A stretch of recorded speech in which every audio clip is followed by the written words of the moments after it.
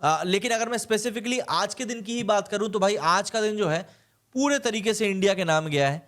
Specially last session में जब India ने बॉलिंग करने का फैसला किया, यकीन मानिए, मतलब दिख रहा था बुमराह जिस तरीके से कूद कूद के बोल रहा था ना कि भाई डिक्लेयर करो बॉलिंग करनी, डिक्लेयर करो बॉलिंग करनी है, उस बंदे ने धूल हेड़ दी ऑस्ट्रेलिया की। भाई 3 विकेट गिर चुके हैं ऑस्ट्रेलिया के, 15 रन नहीं बने हैं। ये वही लोग हैं जो हमको 36 पे ऑल आउट करने के लिए आज तक छाती ठोकते हैं। और मुझे लगता है कि जो हमारे पड़ोसी इस आस में बैठे हुए थे कि वो जिम्बाब्वे से जाकर खेलेंगे और यहाँ पे हम ऑस्ट्रेलिया से हारेंगे, उनको भी जरा समझ में आएगा कि भाई ऐसा है कि अपनी औकात वालों के साथ रहो तो ज्यादा बेहतर रहता है।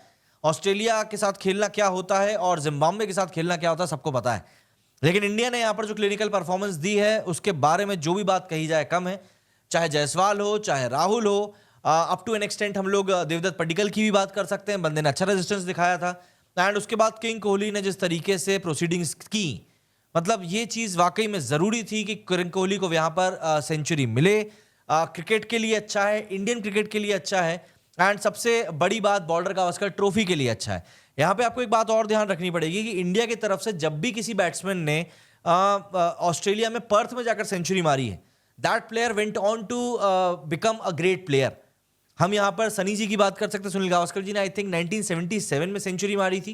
Sachin Tendulkar, the great Sachin Tendulkar, God of Indian cricket, उन्होंने पर्थ में सेंचुरी मारी। 2018 में विराट कोहली ने पर्थ में सेंचुरी मारी, एंड अब पर्थ में यशस्वी जायसवाल ने सेंचुरी मारी है। तो सवाल बस ये है कि क्या हम लोग एक ऐसे खिलाड़ी को बनते हुए देख रहे हैं जो अपने आने वाले समय का एक बड़ा खिलाड़ी बन सकता है। एक 22-23 साल की उम्र में अगर जायसवाल, स्टार्क जैसे बड़े खिलाड़ियों को चैलेंज कर रहे हैं, उनके सामने बोल रहे हैं कि नहीं भाई मैं तो यहाँ पर सबसे आगे निकलने के लिए आया हूं, मैं बड़े शतक मारने के लिए आया हूं। 160 पर आउट होने के बाद जायसवाल को रिग्रेट अगर ये हो रहा है कि नहीं यार मैं अच्छा परफॉर्म नहीं कर पाया, मैं और बड़ा सेंचुरी मार सकता था, आप उस बल्लेबाज की भूख का अंदाजा लगा सकते हो कि वो बंदा कितना ज्यादा डेस्परेट है इस समय स्कोर करने के लिए, रन्स बनाने के लिए।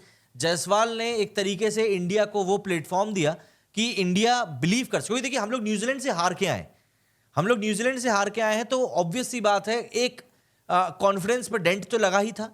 और ऐसे कॉन्फिडेंस को लिफ्ट करने के लिए आपको एक पारी चाहिए होती, क्योंकि इंडिया जिस तरह की टीम है, हमारी टीम को ना मतलब चाहिए रहता है कि यार कोई एक प्लेयर हीरो बन जाए, फिर बाकी के प्लेयर्स ना अपने आप अपने शैकल्स को तोड़ देते हैं।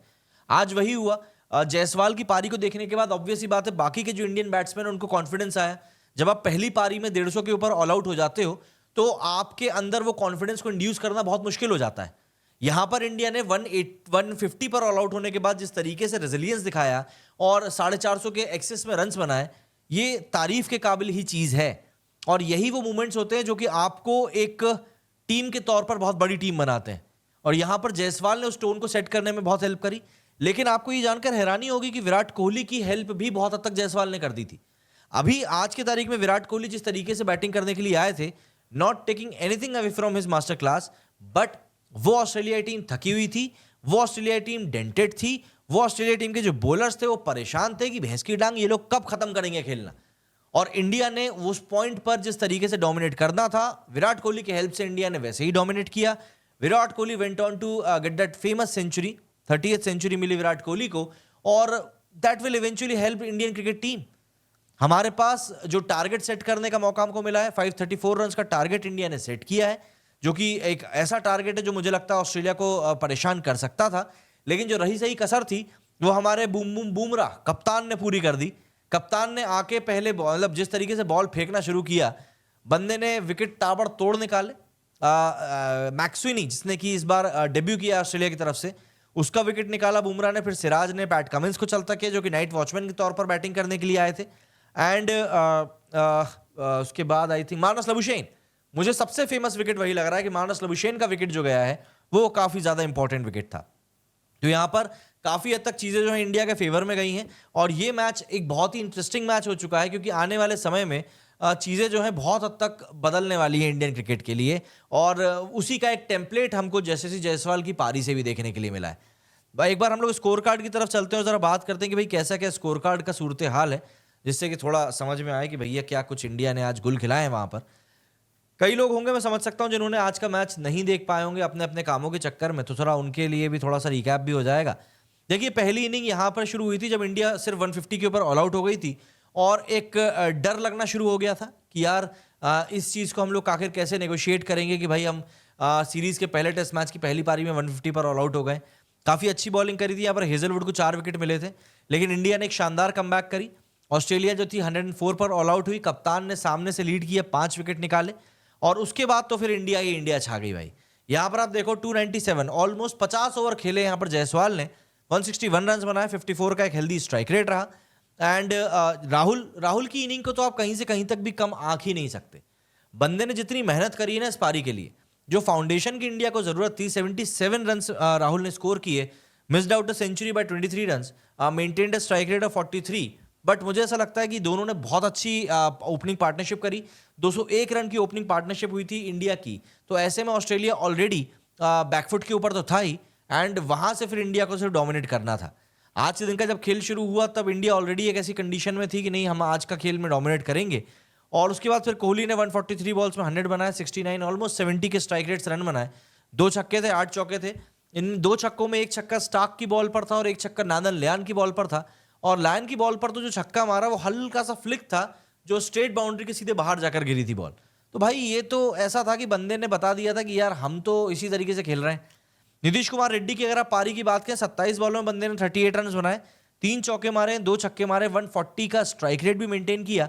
एंड इससे पहले वाशिंगटन सुंदर ने काफी अच्छी रेजिस्टेंस दिखाई, 94 बॉल्स में 29 रन स्कोर की, एक छक्का उसने ही मारा, 30 का स्ट्राइक रेट रहा। ऐसे में अगर हम देखें तो इंडिया ने 487 रन बनाया, उसके बाद पारी को डिक्लेयर कर दिया। बट आप एक स्ट्राइकिंग चीज को अगर देखेंगे, एक्स्ट्रास, ऑस्ट्रेलिया ने यहां पर 55 रन एक्स्ट्रा के दिए हैं, जिसमें कि 22 के 12 हैं, लेग बाई के 15 हैं, 7 वाइड के और नो बॉल के अकेले 11 रन है। तो एक तरीके से आप देखो तो इंडिया की तरफ से जो चौथा हाईएस्ट स्कोरर रहा है वो एक्स्ट्राज रहे हैं। 55 रन ऑस्ट्रेलिया ने एक्स्ट्रा के दिए हैं भाई, 55 रन, ये कोई कम नहीं होते। इतने रन तो रोहित शर्मा पता नहीं कब से नहीं बना पाए टेस्ट क्रिकेट में। 55 रन ऑस्ट्रेलिया ने यहां पर एक तरीके से दे दिए हैं। अगर आप इसी को समझ लो तो अगर ये 50 रन की जगह इनने 55 रन की जगह 50 रन दिए होते ना, तो इनको जीतने के लिए अभी सिर्फ 430 रन चाहिए होते। भाई इन लोगों ने लिटरली मतलब अपने आप को एक तरीके से ऐसी पोजीशन में लाके खड़ा कर दिया है जहां से इंडिया सिर्फ और सिर्फ इस मैच को जीत सकता है, हार तो सकता ही नहीं है। मतलब आप क्या बोलोगे यार ऐसी इनिंग के बारे में, क्योंकि इंडिया वही कर रहा है जो इंडिया को करना था, लेकिन आपने क्या किया, आपने पूरे के पूरे मैच का अपने ही लिए कबाड़ा कर लिया और वहीं से आपके लिए चीजें बद से बदतर होना शुरू हो गई हैं। बहुत बहुत बुरी कंडीशन है इस समय ऑस्ट्रेलिया की। तो ये इंडिया की पारी रही, 487 फॉर 6 वाली, 134 ओवर्स टोटल इनने किए। अब आप इसमें इनको देखिए कैसे घोड़ा बना दिया इंडिया ने।